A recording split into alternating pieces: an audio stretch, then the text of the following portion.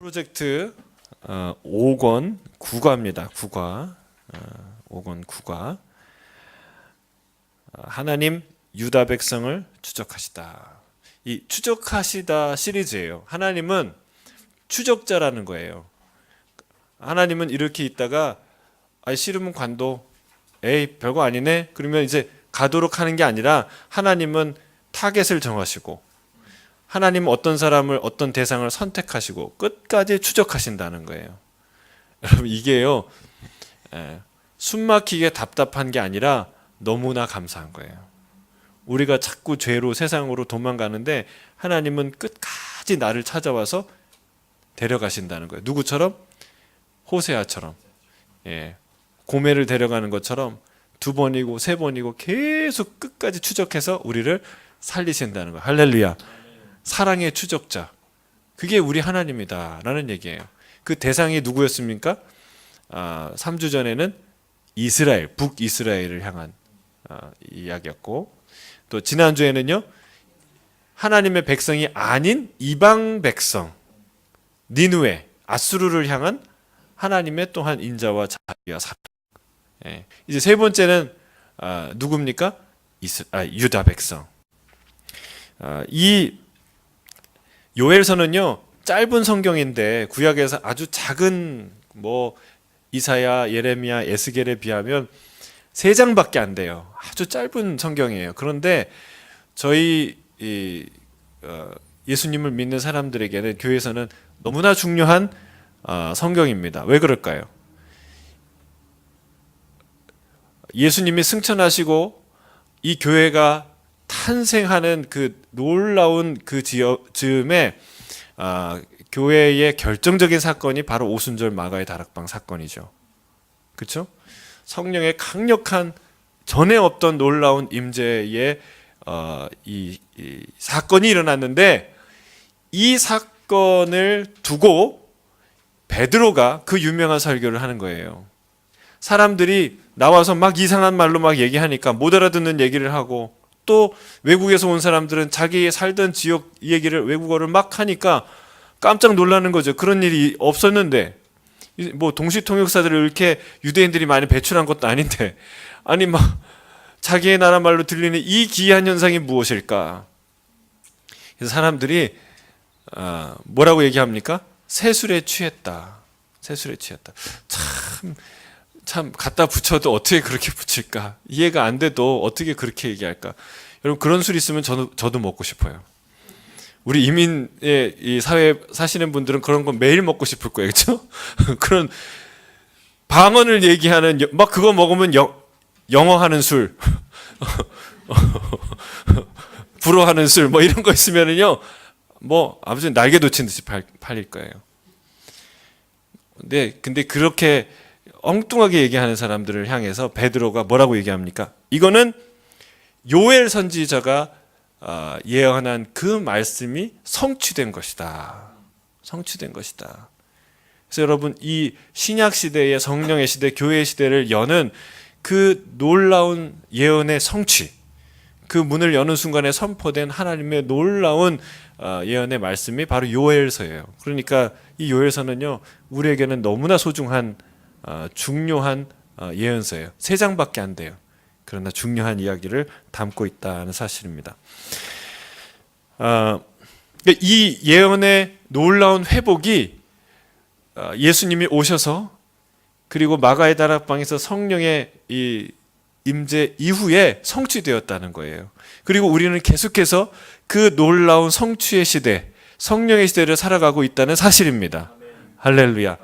저는 그 축복과 감격의 생각들이 마음이 회복되고 깨달아지길 주의 이름으로 축복합니다.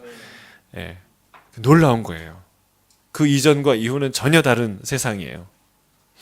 자, 이 요엘서의 특징 중에 하나는 그렇게 중요하다는 것이지만 반면에 이 요엘서가 언제 쓰여졌는지에 대한 명확한 판단을 하기가 어렵다는 거예요. 왜냐하면 부두엘의 아들 요엘에게 임한 하나님의 말씀이다, 여호와의 말씀이다 라는 말 외에는 그 역사적인 시간적인 배경을 이해할 만한 결정적인 단서가 없어요.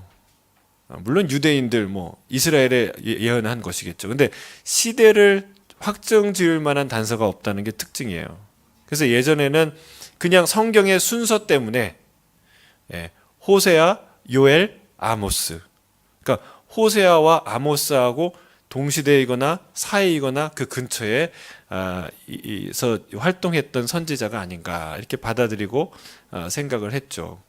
근데 또 요즘 최근에는 두 번째는 이 내적 진술을 가만히 살펴보면 말라기 이 시대의 내용과 너무나 흡사하다. 그래서 한 BC 400년경에 전후에 쓰여진 예언서가 아닌가라고 이제 많이들 추정해요. 왜냐하면 거기에 보면 이 내용을 보겠지만 그 메뚜기 때 뭐 파충류가 지나간 데에는 뭐 메뚜기가 먹고 메뚜기가 남긴 것을 황충이 먹고 하는 그런 이제 아주 극심한 가뭄과 흉년에 대한 이야기를 하고 있어요. 그리고 사실은 그래서 너무나 가난하고 피폐해진 삶 때문에 많은 백성들이 하나님을 섬기는 걸 포기하고 믿음을 잃고 떠나갔죠. 그런 이제 영적인 시대를 배경으로 하는 게 이제 말라기 그 이후의 시대상인데 그것과 유사하다. 두 번째는 3장에 보면은 이스라엘이 찢기고 팔려갔다라는 표현이 나와요. 그러니까 이거는 북왕국과 남유대가 다 망한 이후에 찢어진 이후에 일어난 일이 아니냐라고 추정할 만한 이 내용이 있다는 거죠. 그러나 이제 확정 지을 수는 없어요. 여기 보니까 이 교재는 아까 처음에 얘기한 그 전제를 따르는 것 같아요. 호세아, 요엘, 아모스. 그래서 그 사이에 지금 이 순서를 얘기하고 있습니다. 자, 하나님 유다 백성을 추적하시다. 신학적 주제 같이 읽어볼까요? 시작. 회개란 죄를 한탄하며 죄에서 돌이켜 하나님께 나아가 용서를 구하는 것입니다. 자, 회개를 요구하고 회개하게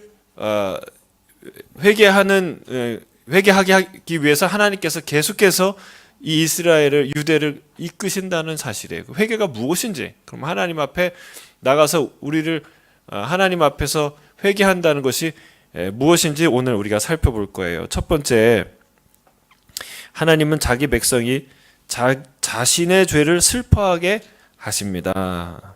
우리 1장 1절부터 14절까지인데 4절까지 먼저 같이 읽어볼까요? 시작. 부두엘의 아들 요엘에게 임한 여호와의 말씀이라. 늙은 자들아 너희는 이것을 들을지어다. 땅의 모든 주민들아 너희는 귀를 기울일지어다. 너희의 날에나 너희 조상들의 날에 이런 일이 있었느냐? 너희는 이 일을 너희 자녀에게 말하고 너희 자녀는 자녀에게 말하고 그 자녀는 후세에게 말할 것이라. 밭종이가 남긴 것을 메뚜기가 먹고 메뚜기가 남긴 것을 느치가 먹고 느치가 남긴 것을 황충이 먹었도다. 그러니까 완전한 피폐입니다. 이렇게 망한 적이 있었느냐? 이렇게 끔찍한 그 흉년이 든 적이 있었느냐라고 말하고 있는데 팥중이 그러니까 메뚜기 떼가 한 번 지나가도 쑥대밭이 되고 남는 게 없는데 이게 4번이나 지나갔다는 거예요. 얼마나 이 빈곤함과 그 극심한 흉년, 가뭄, 가난, 어려움이 다가왔다는 것을 알 수 있는 것이죠. 자, 넘어가서 5절부터 14절까지입니다. 같이 읽겠습니다. 시작. 취하는 자들아 너희는 깨어 울지어다. 포도주를 마시는 자들아 너희는 울지어다. 이는 단 포도주가 너희 입에서 끊어졌음이니 다른 한 민족이 내 땅에 올라왔음이로다. 그들은 강하고 수가 많으며 그 이빨은 사자의 이빨 같고 그 어금니는 암사자의 어금니 같도다. 그들이 내 포도나무를 멸하며 내 보아가 나무를 긁어 말갛게 벗겨서 버리니 그 모든 가지가 하얗게 되었도다. 너희는 처녀가 어렸을 때에 약혼한 남자로 말미암아 굵은 배로 동이고 애곡함같이 할지어다. 수제와 전제가 여호와의 성전에서 끊어졌고 여호와께 수종드는 제사장은 슬퍼하도다. 밭이 황무하고 토지가 마르니 곡식이 떨어짐에 습지가 말랐고 기름이 다하였도다. 농부들아 너희는 부끄러워할지어다. 포도원을 가꾸는 자들아 곡할지어다. 이는 밀과 보리 때문이라. 밭의 수산이 다 없어졌음이로다. 포도나무가 시들었고 무화과 나무가 말랐으며 석류나무와 대추나무와 사과나무와 밭의 모든 나무가 다 시들었으니 이러므로 사람의 즐거움이 말랐도다. 제사장들아 너희는 굵은 배로 동이고 슬피 울지어다. 제단에 수종드는 자들아 너희는 울지어다. 내 하나님께 수종드는 자들아 너희는 와서 굵은 배옷을 입고 밤이 새도록 누울지어다. 이는 수제와 전제의 너희 하나님의 성전에 들이지 못함이로다. 너희는 금식일을 정하고 성회를 소집하여 장로들과 이 땅의 모든 주민들을 너희 하나님 여호와의 성전으로 모으고 여호와께 부르짖을지어다. 아멘. 요엘은 백성들에게 현실이라는 강력한 약을 처방했습니다. 어떤 현실입니까? 메뚜기가 지나간 그런 끔찍한 현실이죠. 메뚜기 때는 백성들이 자기 죄를 깨닫고 주님께 돌아오도록 일깨우기 위한 것이었습니다. 회개에는 죄에 대한 슬픔이 동반되어야 합니다. 자, 우리 질문이 있는데 거기에 이렇게 두 번째 질문 있어요. 죄의 결과에 대해 슬퍼하는 것과 죄 자체를 슬퍼하는 것 사이에는 어떤 차이점이 있습니까? 제가 보니까 예습을 한 분은 딱 한 분 같아요. 우리 허기용 집사님. 미리 와서 딱 이제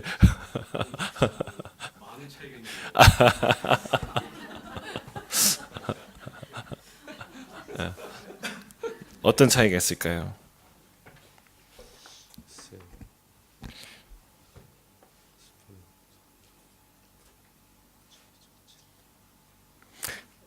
이 질문이 중요해요. 그렇죠? 예. 같이 슬퍼하는 모양은 같은데 내용이 다르다는 거예요. 그러니까 죄의 결과에 대해서 슬퍼하는 사람이 있고 내가 죄를 지었구나 하면서 그 죄에 대해서 슬퍼하는 사람이 있다는 거예요. 죄 자체에 대해서. 뭐가 다를까요?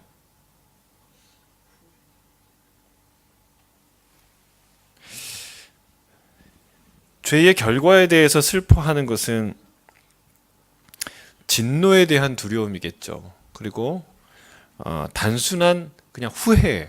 후회. 좀 자세한 얘기는 요 밑에 또 나와요. 근데 일단은 그리고 죄 자체를 슬퍼한다는 것은 하나님께 반역한 것을 내가 죄를 지은 것을 그 자체를 가슴 아파하는 것이죠. 근데 이 두 가지 예를 한번 들어볼까요? 죄의 결과를 슬퍼했던 사람들은 누구였을까요? 뭐 여러 사람들이 성경에서 찾아볼 수 있겠지만 그 중에 하나가 고라당 사건 이후에 그러니까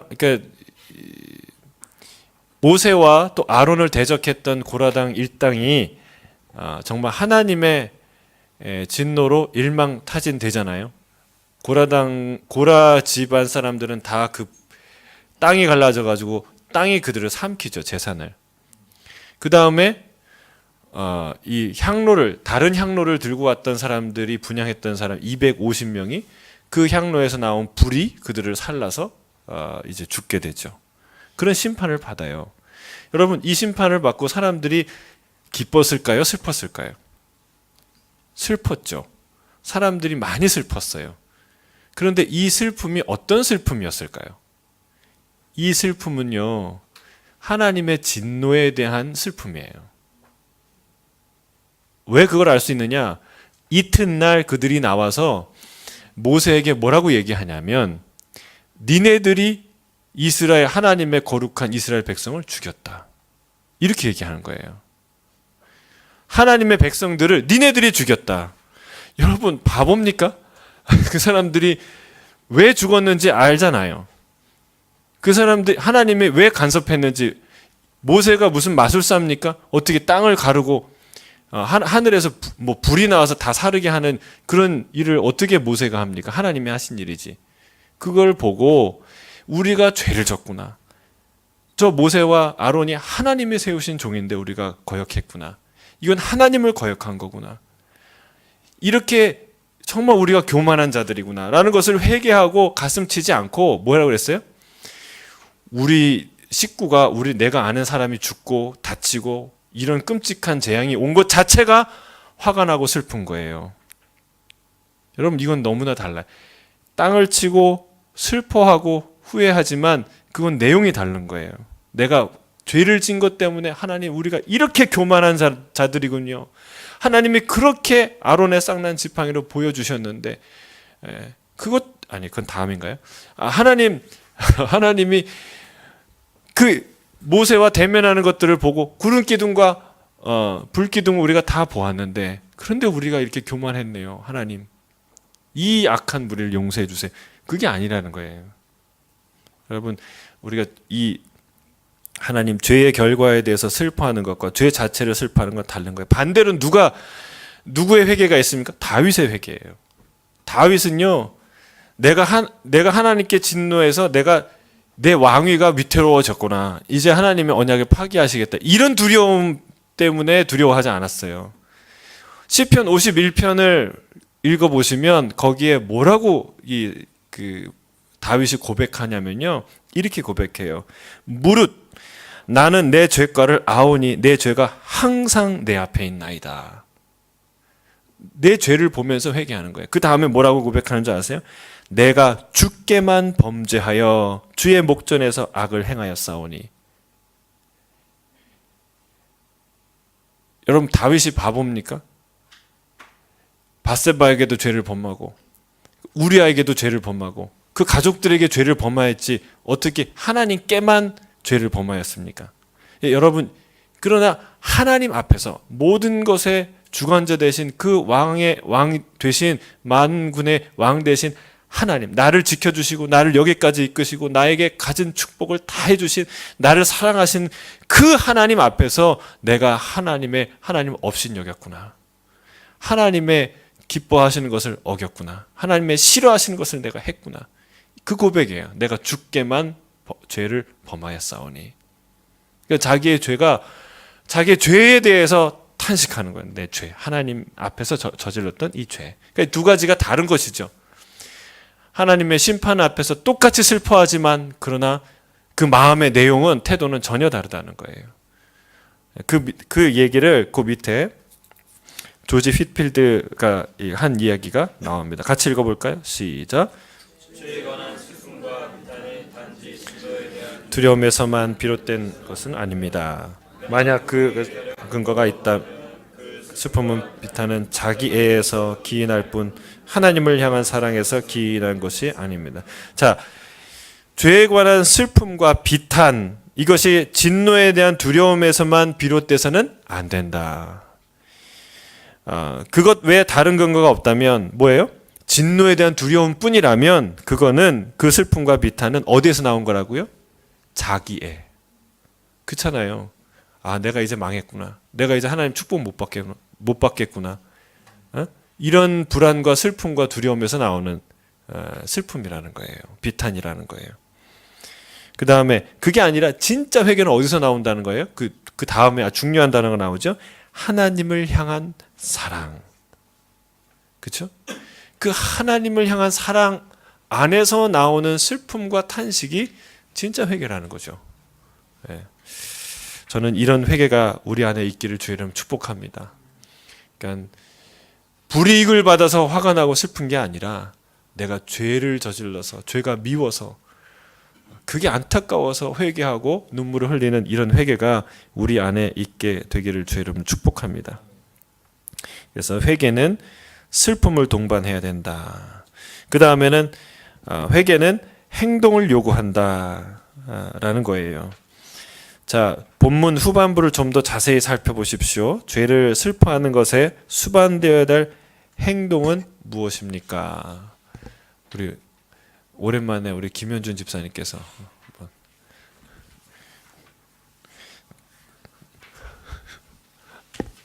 슬피 울고, 그렇죠. 슬피 울고 금식도 하고 여호와께 반성하고 회개하고 부르짖으라, 뭐 이렇게. 그렇죠. 되네요. 굵은 베옷을 입고 울어라. 너희 죄를 위해서 울어라. 그 다음에 금식일을 정하고 성회를 선포해라. 그리고 모든 장로들과 백성들이 다 같이 모여서 여호와 앞에 기도해라, 부르짖으라라고 말하고 있어요. 이런 회개는 진정으로 마음속에서 자기애에서 나오는 것이 아니라 하나님 앞에서 나오는 탄식과 후회와 눈물과 그 비탄이죠. 그리고 그것은 반드시 행동으로 반영되게 돼 있다는 사실입니다. 자, 그 얘기를 좀 더 구체적으로 두 번째, 하나님은 자기 백성이 회개하고 돌아오게 하십니다. 우리 12절에서 14절 같이 한번 읽겠습니다. 시작. 여호와의 말씀에 너희는 이제라도 금식하고 울며 애통하고 마음을 다하여 내게로 돌아오라 하셨나니 너희는 옷을 찢지 말고 마음을 찢고 너희 하나님 여호와께로 돌아올지어다. 그는 은혜로우시며 자비로우시며 노하기를 더디하시며 인애가 크시사 뜻을 돌이켜 재앙을 내리지 아니하시나니 주께서 혹시 마음과 뜻을 돌이키시고 그 뒤에 복을 내리사 너희 하나님 여호와께 소제와 전제를 드리게 하지 아니하실지 누가 알겠느냐. 자, 요엘서에서의 이 본문에서 우리는 회개의 진정한 의미를 두 가지 측면에서 살펴볼 수 있습니다. 첫째, 같이 읽어볼까요? 시작. 회개란 행동으로 표현되는 마음의 행위입니다. 회개란 행동으로 표현되는 마음의 행위라는 것이죠. 회개의 겉모습은 만들어낼 수 있습니다. 간단한 행동을 통해 죄에 대해 슬퍼하는 듯 보이게 할 수 있습니다. 눈물을 흘리거나 금식하거나 옷을 찢는 것입니다. 이와 같은 행동은 애도와 슬픔을 나타내는 성경적 표현 방법이기 때문입니다. 하지만 마음에서 우러나온 것이 아니라면 그것은 회개가 아니라 위선일 뿐입니다. 하나님이 회개를 참 좋아하세요. 여러분 얼마나 좋아하시냐면 우리가 지난주에 니느웨에 대한 이야기를 나누었는데 니느웨가 회개를 하니까 하나님이 용서하세요. 여러분 니느웨가 하나님을 섬겼습니까? 니느웨가 하나님을 알기는 합니까? 니느웨가 하나님을 해서 평소에 한 일이 있습니까? 아무것도 없어요. 딱 하나 회개한 거예요. 하나님이 그거를 기쁘게 여기시고 니느웨를 용서하세요. 하나님이 회개를 기뻐하세요. 너희들 맛 좀 봐야 돼. 그거 갖고 안 돼. 하고 벌 주시는 하나님이 아니라는 거예요. 하나님이 너무너무 우리를 사랑해요. 우리의 회개를 기다리고 계세요. 자, 그리고 또 있어요. 아합도, 여러분 아합이 어떤 왕인지 알죠? 엘리야와 대적했던 왕이지만 그런 왕이 없었다고 그랬어요. 모든 왕보다 악을 더했다고 그랬어요. 물론 이제 이세벨의 충동이었지만 여러분 둘 다 죄예요. 둘 다. 충동질 하는 사람도 죄지만 그 충동 당하는 사람도 죄예요. 근데 그가 여러분 나봇의 포도원을 이렇게 아내의 그 도움이라고 그래야 되나요? 이 그 말도 안 되는 그 일을 통해서 취하게 되죠. 그 일을 하나님이 보시고 엘리야를 보내서 경고합니다. 너는 이제 완전 끝이야. 끝장이야. 너는 개가 너의 시체를 핥게 될 거야. 이렇게 막 얘기하니까 엘리야를 처음 봤을 때 나의 대적이여 막 그러면서 당당하게 얘기했던 사람이 그 얘기를 딱 듣고 어떻게 되냐면 시무룩해져서요. 베옷으로 갈아입고 그리고 옷을 찢고 베옷으로 갈아입고 배로 된 침상에 누워서 정말 기가 빠져가지고요 그렇게 다녔대요. 그걸 보니까 하나님이 그걸 보고 불쌍히 여기서 엘리야한테 네가 겸비한 그 아합을 네가 보느냐? 네 봅니다. 내가 그래서 이 재앙을 이 심판을 아합 때에는 내리지 않겠다. 하나님이 얘기하세요. 여러분 하나님이 회개를 너무나 좋아하시고 기다리시는 거예요. 무슨 얘기예요? 하나님이 심판을 즐기시는 분이 아니라 구원을 즐기시는, 구원을 위해서 항상 우리를 인도해 가시는 분이라는 사실을 성경은 계속해서 말하고 있다는 사실이에요. 자, 반면 온 마음을 다한 참된 회개는 반드시 행동으로 나타나기 마련입니다. 진심에서 우러나온 것은 언제나 실제적인 방식으로 드러나기 때문입니다. 마음이 없는데 회개의 형식을 갖출 수는 있어요. 그런데 마음이 있는데 회개의 형식이 안 갖춰질 수는 없다는 말이에요. 무슨 말인지 아시겠죠? 제가 그 얘기했잖아요. 경건의 능력이 없는데 경건의 모양을 갖고 있는 것을 성경에서 책망하는데, 그런데 정말 경건의 능력이 안에 있는데 경건의 모양이 없을 수가 있느냐는 거예요. 그건 없다는 거예요. 그 얘기를 하고 있는 거예요. 여러분, 마음의 회개 없이 형식적으로 회개를 드러낼 수는, 표현할 수는 있지만, 진짜 마음의 회개가 있는 사람은 그 형식을 갖추지 않을 수가 없다는 사실이에요. 행동으로 드러나지 않을 수가 없다는 사실을 말하고 있어요. 야고보서 2장 20절에서 26절 보면 행함이 없는 믿음은 헛것이라고 얘기합니다. 두 가지 예를 들어요. 첫째는 아브라함이 이삭을 바치지 않았냐. 이삭을 바치는 행위, 행동, 그 일을 통해서 하나님이 그를 의롭게 여기지 않으셨느냐.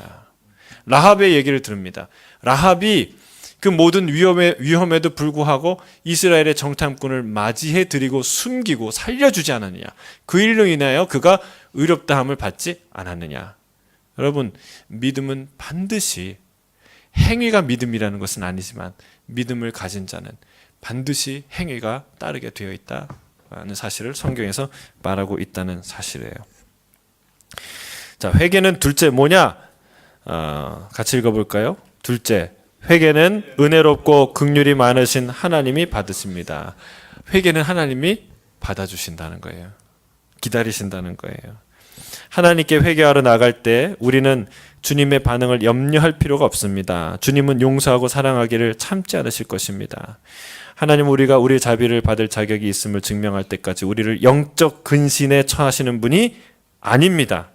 많은 사람이 이렇게 오해하죠. 우리 이 얘기는 좀 뒤에 가서 또 다시 한번 할게요. 오히려 주님께서 나오는 모든 이에게 자비와 은혜를 기꺼이 값없이 베푸시는 분입니다. 자, 회개 같이 한번 읽어봅시다. 시작. 회개는 부르심에 대한 응답입니다. 자기 죄에 대한 진정한 슬픔, 자기 죄에서 돌이켜 그리스도께 나아가는 것, 그리고 지속적인 변화와 변혁을 이루는 삶을 수반합니다. 하나님의 중생 사역에 대응되는 인간의 행위이자 회심의 인간적 측면이기도 합니다. 자, 이렇게 얘기해요.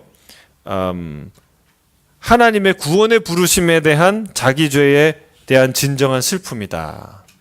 여기에 누가복음 5장 1절에 11절 이렇게 표시되어 있는데 무슨 얘기냐면 베드로가 예수님 만나는 장면이에요. 밤이 맞도록 물고기를 잡았는데 한 마리도 못 잡았어요. 근데 예수님이 깊은 데로 가서 그물을 던져서 물고기를 잡으라. 그러니까 그가 가서 진짜로 내가 당신 말씀 의지해서 가겠습니다 했는데 어마어마한 물고기가 잡히는 거예요. 그러면은 보통 사람은 와서 뭐 해야 돼요? 우리 동업합시다. 우리 당신 전 실력이 좋은 것 같은데 나 여기 그 갈릴리 꽉 잡고 있는 사람이에요. 우리 아버지부터 다 대대로 어부했고 우리 동업합시다. 우리 대박 날 거예요. 이런 얘기를 해야 되는데 무슨 얘기합니까? 와서 내가 죄인입니다. 나를 떠나소서. 이게 회개라는 거예요. 주님의 능력과 주님의 권위와 주님의 부르심 앞에서 내 죄가 생각나고 내 죄가 주님 앞에 고백되어지는 것. 그게 회개라는 거예요. 그게 자기 죄에 대한 진정한 슬픔이에요. 여러분, 나 진짜 당신이 싫어서 가라는 겁니까?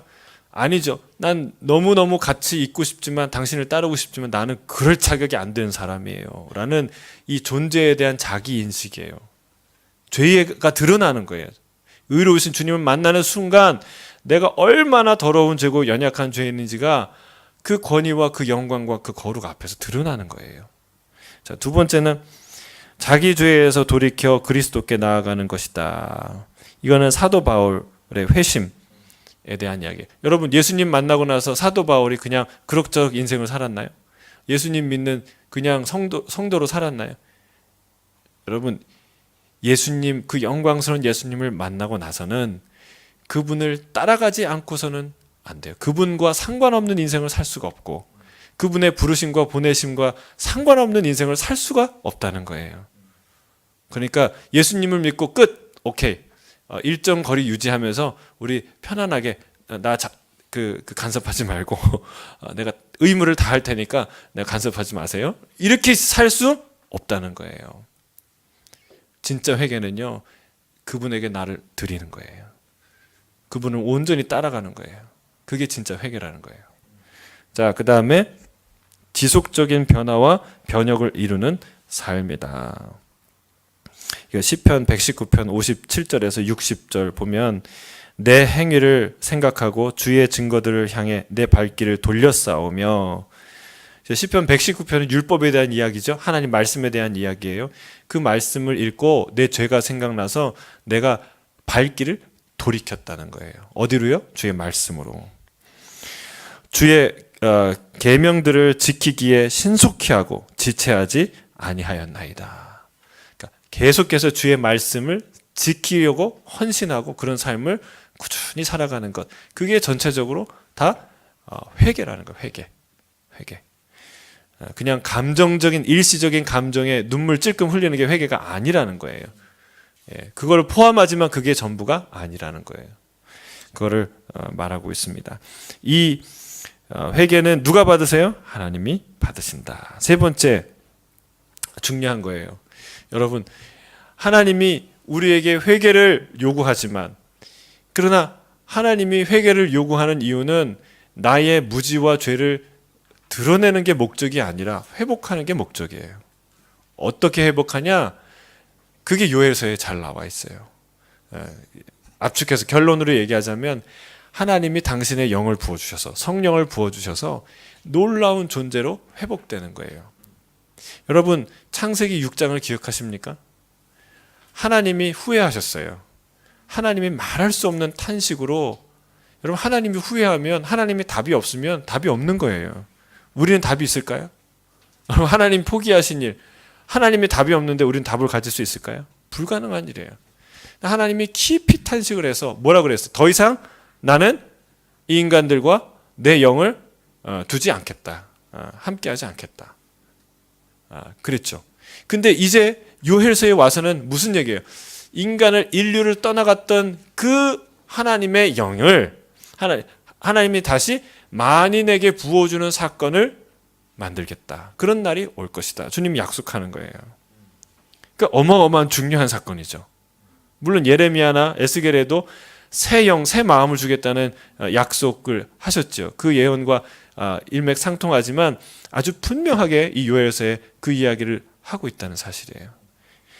자, 그래서 성령으로 우리를 회복시키겠다는 말은 너무나 중요한 말이에요.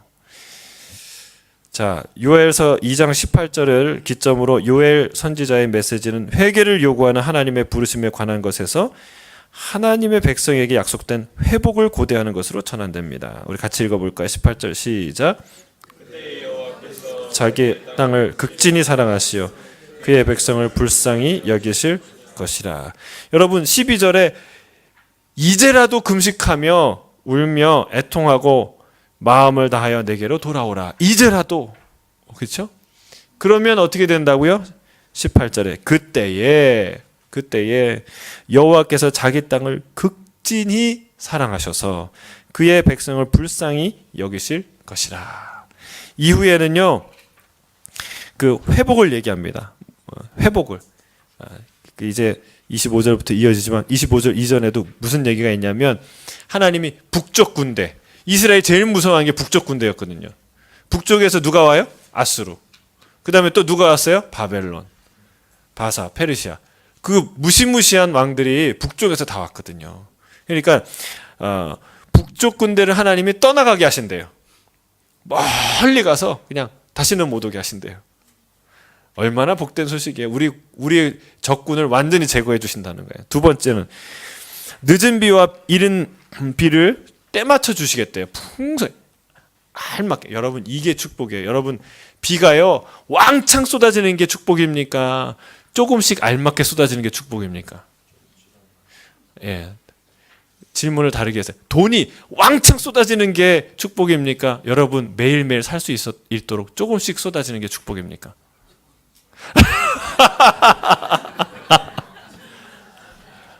여러분 왕창 쏟아지는 건 저주예요.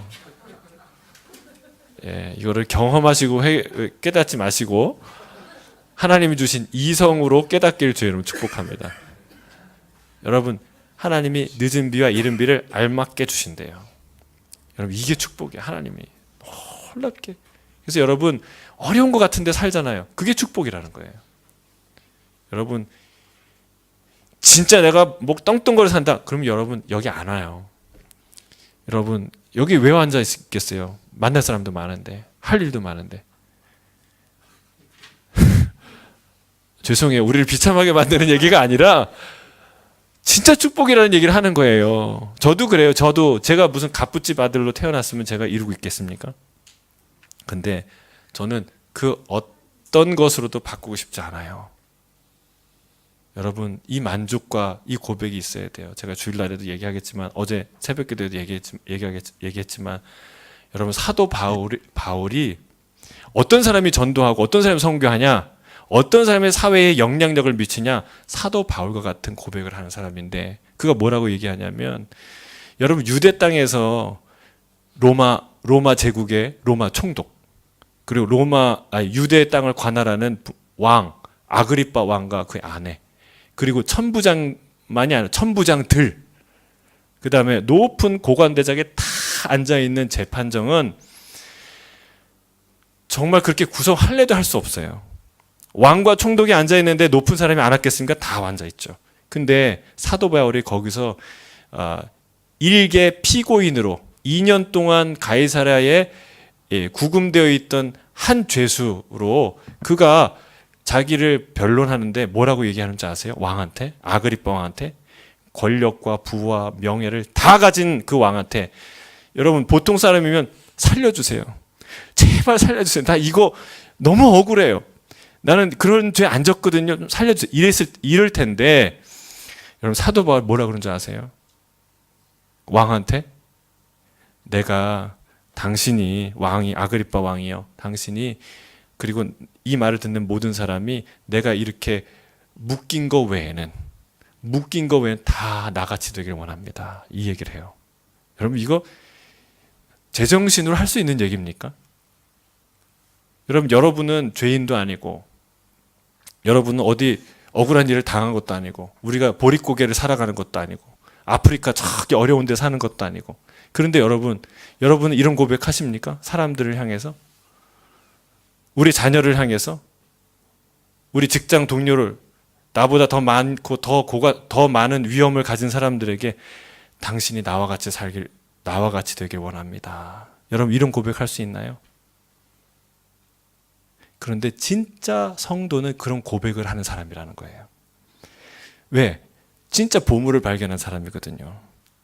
보화를 발견한 사람이에요. 지금은 내가 가난한 소장농인데 보화를 발견한 사람이에요. 여러분 그런 사람이 그러니까 그렇게 당당하게 하는 거예요. 여러분 진짜 하나님이 여러분 축복하신다니까요. 여러분 갑부들보다 더 많은 축복과 사랑을 여러분 받으셨다니까요. 그거 안 믿어지십니까? 그게 믿어지고 그게 깨달아지는 게 은혜예요. 나는 무한한 사랑을 받았구나. 그리고 나보다 훨씬 높은 사람, 훨씬 더 잘 나가는 사람 앞에서 당신도 나같이 되길 원합니다. 여러분 이런 마음이 있어야 여러분 항상 영향력은 높은 데서 낮은 데로 흘러가요. 물도 영향 모든 것이 여러분 그런 높은 정체성, 높은 은혜, 세상에 감당할 수 없는 그 당당함과 자신감과 그 축복과 행복과 기쁨이 만족이 우리 안에 없는데 어떻게 전도하겠어요? 여러분 내가 진짜 맛있는 걸 먹어야 너 일로 와봐. 너 이것 좀 먹어봐. 내가 먹는 그런 쓰레기 같은 거 먹지 말고 이상한 거 먹지 말고 이거 먹어봐. 이러지 않습니까? 내가 형편없는 걸 먹으면서 이거 좀 먹어볼래? 이렇게 얘기할 수 있어요? 안 된다는 거예요. 왜 우리가 전도 못할까요? 왜 우리가 영향력이 없을까요? 그런 믿음이 없으니까. 그걸 경험 안 하니까. 이 상상할 수 없는 놀라운 살아계신 예수님의 영광과 위엄을 여러분 우리가 모르니까, 그러니까 세상에 영향력을 못 미치는 거예요. 여러분, 이른 비와 늦은 비를 주시는 하나님, 때를 맞춰서 정확하게 주시는 하나님.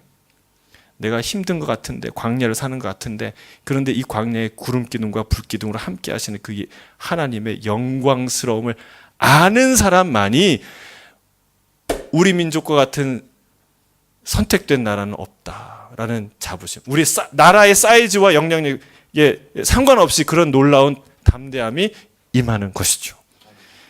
저는 이런 믿음이 임하기를 주의 이름으로 축복합니다. 다시 한번 질문하겠습니다. 여러분, 가랑비와 늦은 비와 이른 비를 때에 맞춰서 주시는 하나님이 위대합니까? 몽창 한꺼번에 물 주시는 하나님이 위대합니까? 다시 묻겠습니다. 여러분 딱 알맞는 그 재물을 딱 매일 살아갈 수 있게끔 하나님이 쫙 나누어서 성실히 주시는 하나님이 위대하십니까? 아니면 애따 모르겠다 왕창 가져라 쏟아주시는 그런 하나님이 위대하십니까? 여러분, 내가 필요한 만큼 하나님이 주시는 그 은혜, 그 얘기를 하는 거예요. 이른 비와 늦은 비를 내가 주겠다. 그리고 뭐라고 얘기하시냐면 마당에는 밀이 가득하고 독에는 새 포도주와 기름이 넘치리로다. 주님이 이렇게 얘기를 해요. 근데 여러분, 이 회복만으로도 이스라엘이 기뻐할 텐데 하나님이 하나 더 나간다는 얘기예요. 하나 더 나간다는. 그 28절이에요. 28절부터 28절 중간에 있어요. 시작. 그 후에 내가 만민에게 부어주리니 너희 자녀들이 장래일을 말할 것이며 너희 늙은이는 꿈을 꾸며 너희 젊은이는 이상을 볼 것이며 그때 내가 또 내 영을 남종과 여종에게 부어줄 것이며 내가 이적을 하늘과 땅에 베풀리니 곧 피와 불과 연기 기둥이라. 여호와의 크고 두려운 날이 이르기 전에 해가 어두워지고 달이 핏빛같이 변하려니와 누구든지 여호와의 이름을 부르는 자는 구원을 얻으리니 이는 나 여호와의 말대로 시온산 예루살렘에서 피할 자가 있을 것이며 남은 자 중에 나 여호와의 부름을 받을 자가 있을 것임이라. 아멘. 여러분, 28절에 그 후에라고 시작하는 이 단어가 너무 중요한 거예요. 그 후에. 여러분, 우리가 생각하는, 우리가 기도하는 회복은 다 이 전에 다 끝나요. 하나님 늦은 비와 이른 비 주시지요. 대적을 없애주시지요. 그리고 독에는 새 포도주가 기름이 넘쳐나지요. 여러분, 이 이상 뭘 바래요? 축복이 끝나잖아요. 우리가 바라는 축복이 거기까지잖아요. 근데 여러분, 하나님은 항상 그 이상을 생각하시는 분이라는 거예요. 우리가 바라고 우리가 꿈꿀 수 있는 것 이상을 하나님이 생각하고 우리에게 부어주시는 분이 하나님이라는 사실이에요. 여러분, 하나님이 생각하는 회복은 무엇입니까? 우리가 생각하는 회복은 우리의 독에 새 포도주가 가득하고 우리의 그릇에 밀이 가득하고 우리의 원수들이 사라지고 때마다 비를 내려주시는 것으로 우리의 회복이 다 됐다고 생각해요. 그게 우리 수준이에요. 그런데 하나님은 뭐라고 얘기하냐면 내가 그 후에 내 영을 만민에게 부어주리니. 할렐루야. 하나님이 꿈꾸시는 회복은 하나님의 영으로 가득한 인생이에요. 하나님의 영으로 부어진 영혼이에요. 여러분, 이게 얼마나 놀라운 일인지 몰라요. 이게 얼마나, 예수님이 그래서 뭐라고 얘기하셨냐면 제자들에게 내가 아버지께로 가는 것이 너희에게 유익이다. 여러분, 예수님과 함께 하는 일이 얼마나 큰 영광이고 우리에게 얼마나 큰 유익이에요. 근데 예수님이 뭐라고 얘기해요? 내가 아버지께로 가는 게 유익이야. 왜냐하면 성령님이 오실 거거든. 보혜사를 보내줄 거거든. 그분이 너희에게 있는 게 유익이야. 여러분, 이 말을 있는 그대로 믿으십니까? 그 놀라운 은혜가, 축복이 우리 가운데 임했다는 사실이에요. 뭐라고 얘기합니까? 만민에게 부어주리니 너희 자녀들이 장래일을 말할 것이며 너희 늙은이들이 꿈을 꾸며 너희 젊은이들이 이상을 볼 것이며 그때 내가 또 내 영을 남종과 여종에게 부어줄 것이며. 무슨 말이에요? 남녀 노소 신분의 고하를 막론하고 모든 자에게 부어주신다고 말씀하세요. 할렐루야. 원하는 자, 하나님께 나아가는 자에게 하나님은 반드시 모든 자에게 성령을 부어주실 줄로 믿습니다. 하나님이 약속하신 거예요. 그러니까 여러분, 이 약속이 성취되며 우리에게 반드시 임할 줄로 믿습니다. 근데 여러분, 어떤 꿈이냐면 자녀가 장래일을 말한대요. 여러분, 우리의 자녀들은, 어린이들은요, 어린이들의 특징이 뭡니까? 현실에 충실하다는 거예요. 항상 아이들이 미래 얘기 안 해요. 오늘 뭐 먹을까? 오늘 어디 갈까? 오늘 항상 일주일 이후에 숙제가 검사가 있는데 아무리 얘기해줘도 오늘 놀 게 중요해요. 아이들은 오늘 뭘 먹을까가 중요해요. 이거 아껴갖고 다음 주에 뭐 리셋을 싸가거나 이런 거 생각이 없는 거예요. 그냥 오늘이에요. 근데 우리 아이들이 장래일을 말한대요. 여러분, 놀라운 일 아닙니까? 저는 이 일이 우리 자녀들에게 성취될 줄로 믿습니다. 아멘이십니까? 우리 자녀들이요, 미래, 장래일을 얘기한다는 건 놀라운 일이에요. 앞에 일어날 일을, 내가 어떻게 될 것이고 이 사회를 어떻게 할 것이라는 이 놀라운 것은 하나님의 영감이 아니고서는 이 아이들은 불가능한 거예요. 현실이 중요한 아이, 그러니까 지금 현재가 중요한 아이들인데 그런 놀라운 일들이 우리 아이들에게 일어날 거라는 거예요. 근데 두 번째는요, 늙은이는 꿈을 꾸며. 우리 어르신들은 여러분 주로 꿈을 꾸며 살지 않아요. 과거를 추억하며 살죠. 우리 좋았던 시절, 왕년, 그 얘기를 많이 하세요. 저도 이제 아버님을 뵈면은 주로 옛날 얘기를, 레파토리를 듣고 또 듣죠. 처음 들은 것처럼 듣죠. 맨날 그게 살아온 인생이고, 또 듣다 보면 재미있어요. 제가 예전에 못 깨달았던 그런 감정과 장면들을 다시 떠올릴 수 있으니까 좋아요. 근데 보통 나이 든 사람은 자기의 추억을 추억하며 생각하며 살아요.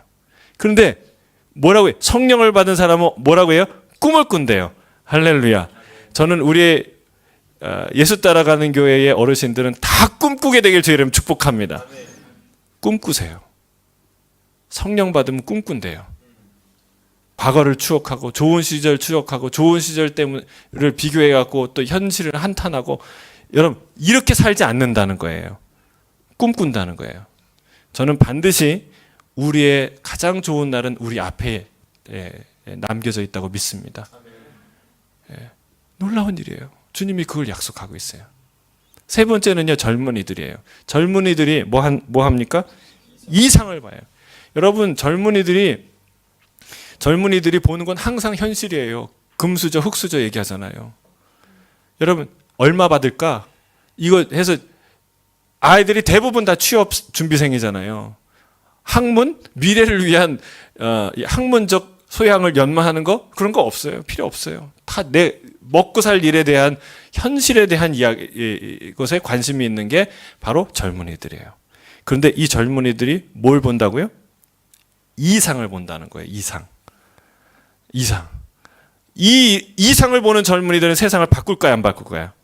바꿔요. 놀라운 일이 일어나는 거예요. 저는 우리 다음 세대의 아이들 가운데 이런 놀라운, 우리 공동체 가운데 이런 놀라운 주님의 예언이 성취되길 주의 이름으로 축복합니다. 아이들은 장래일을 말하고 현재 내가 뭐 먹었는지 뭐 하고 싶은지 이걸 뛰어넘어서 장래의 일을 말하고, 어르신들은 과거를 추억하는 게 아니라 미래를 향해 꿈꾸고. 여러분 꿈꾸세요. 선교지도 갈 수 있어요. 또 뭐 그렇게 극단적인 얘기를 안 하더라도 여러분에게 맡겨진 일은 상상할 수 없이 많아요. 하나님이 그 일을 행하실 거예요. 우리는 얌전히 죽는 게 아니라 소모돼서 죽는 것이 우리의 꿈이에요. 다 관제처럼. 제가 어제 잠깐 우리 유튜브 우리 교회 홈페이지 가니까 제 첫 번째 설교가 그거더라고요. 관제처럼 부어지는 인생. 그걸 제가 처음으로 설교했더라고요. 잠깐 들었는데, 여러분 우리의 인생은요 다 쓰고 가는 거예요. 뭐를 위해? 꿈을 위해서. 주님의 꿈을 위해서. 반드시 하나님이 그렇게 우리를 이끄실 거예요. 젊은이들은 현실 탓하지 않고, 현실에 매여 있지 않고, 여러분 물론 현실에 충실하지만 그러나 이상을 향해서 사람들에게 비전과 꿈을 선포하는 젊은이들이 되길 주의 이름으로 축복합니다. 그게 성령이 오시면 일어날 일이라고 말하고 있는 거예요. 마지막으로 32절에 이렇게 얘기합니다. 32절 한번 같이 읽어볼까요? 시작. 누구든지 여호와의 이름을 부르는 자는 구원을 얻으리니. 자, 거기까지. 자, 누구든지 여호와의 이름을 부르는 자는 구원을 얻으리니. 이 말은 무슨 말입니까? 여러분, 이 요엘서는요, 무시무시한 하나님의 날, 심판의 날을 선포하는 그런 예언서예요. 그런데 여러분, 이 예언의 목적이 여기 써 있는 거예요. 여러분, 이 예언, 이 심판, 하나님의 날, 그 날을 선포하는 이 목적은 무엇입니까? 심판입니까? 아니에요. 구원이에요. 심판의 선포의 목적은 구원이에요. 회개하라고, 돌아오라고, 살라고 하나님이 부르시는 하나님의 부르심인 줄로 믿습니다. 여러분, 이거를 알아야 돼요. 우리가 지금 이 평화와 전쟁은요, 선택사항이 아닌 거예요. 악은 타협한다고 떠나가지 않아요. 귀신 잘 타협하면 귀신이 떠나갈까요? 아니에요. 그 얘기하면서 끝도 없이 있어요. 끝도 없이 정신을 교란시켜요. 그게 악의 실체예요. 여러분, 전쟁을 준비해서 평화를 성취하는 거예요. 하나님이 이 심판의 전쟁, 하나님이 이 심판하실 일을 끝까지 포기하지 않고 하나님이 계속해서 말하세요. 왜? 하나님이 잔혹한 하나님이라서? 아니에요. 이 심판을 통해서 뭘 이루는 거예요? 이 심판을 통해서 이 생명으로 돌아오라는 거예요. 의로 돌아오라는 거예요. 그러면 산다는 거예요. 여러분, 거기엔 타협이 없어요. 우리 예수님이, 우리 하나님이 그 부분에 대해서는 절대 타협하지 않아요. 그러나 하나님이 그게 목적이 아니에요. 소멸이 목적이 아니에요. 심판이 목적이 아니에요. 뭐예요? 다 온전한 구원을 받는 위해서 하나님이 이 일을 행하세요. 여러분, 이것을 꼭 기억하시길 바랍니다. 하나님은 심판의 하나님인데 그 하나님은 그 심판은 구원을 향한 메시지다라는 사실입니다. 자, 그래서 그 뒤에 보면은 105쪽에 보면 당신이 그리스도인이라면 성령님이 당신 안에 임재해 계십니다. 당신은 요엘이 고대했던 바로 그날의 증거입니다. 여러분 믿으십니까? 동의하십니까? 여러분, 임마누엘의 하나님, 이제 성령의 시대가 열린 거예요. 여러분, 지난 수천 년간 이 역사를 되돌아볼 때 우리는 성령의 시대 2000년 지나는 그 시점에 우리가 서 있다는 사실입니다. 이것은 놀라운 축복이에요. 가장 복된 놀라운 부흥의 시대를 우리가 살아가고 있다는 거예요. 여러분, 이 성령님의 축복을 누리시길 주님 축복합니다. 이 성령님의 메시지는 뭐예요? 내가 너와 함께 한다는 거예요. 내가 너를 끝까지 부른다. 우리가 암송했잖아요. 이사야 43장 1장의 얘기는 뭐예요? 너를 만드시고 지으신 하나님이 하고 싶은 얘기가 있는데 그 메시지의 첫 번째 메시지가 뭐예요? 내가 너와 함께 할 것이라. 내가 너와 함께 할 것이라 말씀하세요. 예. 그래서 너는 두려워하지 말라. 그 얘기 하잖아요. 네가 물 가운데로 지나도, 강을 지날 때에도, 그리고 불 가운데 지날 때에도 너가 사르지 못할 것이고 너가 타지 않을 것이라고 말씀하잖아요. 할렐루야. 여러분, 이 회복과 이 은혜를 주님이 요엘서를 통해서 선포하셨고, 그리고 그 마가의 다락방 오순절 사건을 통해서 성취하셨고, 우리가 그 성령의 시대를 살아가고 있다는 사실입니다. 그래서 우리 결론을 보면요, 이렇게 결론 짓고 있습니다. 같이 읽어볼까요? 시작. 오늘날 우리는 여호와의 날을 고대하며 인류 죄에 관한 하나님의 안일이라는 사실을 기억해야 합니다. 우리가 예수 그리스도의 복음을 가지고 행한 일들에 대한 결산할 날이 다가오고 있습니다. 오늘날 하나님의 심판에 관해 말하는 것이 인기가 없을지라도 심판은 피할 수 없는 현실입니다. 따라서 하나님의 사랑에 관해 말하는 것은 좋아하면서도 죄를 심판하러 오시리라는 현실에 관해 말하는 것은 주저하는 그리스도인이 되어서는 안 됩니다. 성령의 은사를 깊이 맛보면서도 주변 사람들에게 심판을 피할 길을 알려주지 않는 인색한 사람이 되어서는 안 됩니다. 심판을 피할 길은 분명히 있습니다. 그러니 주변 사람들에게 이 메시지를 적극적으로 전해야 합니다. 여러분, 이 말에 동의하십니까? 그게 우리의 부르심이에요. 여러분, 우리가 이미 그 심판을 지나간 사람들이잖아요. 그리스도의 그 피 안에서.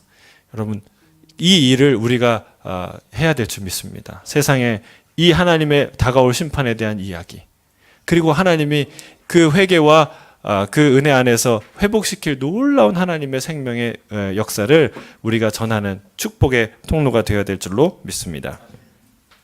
우리 기도하겠습니다.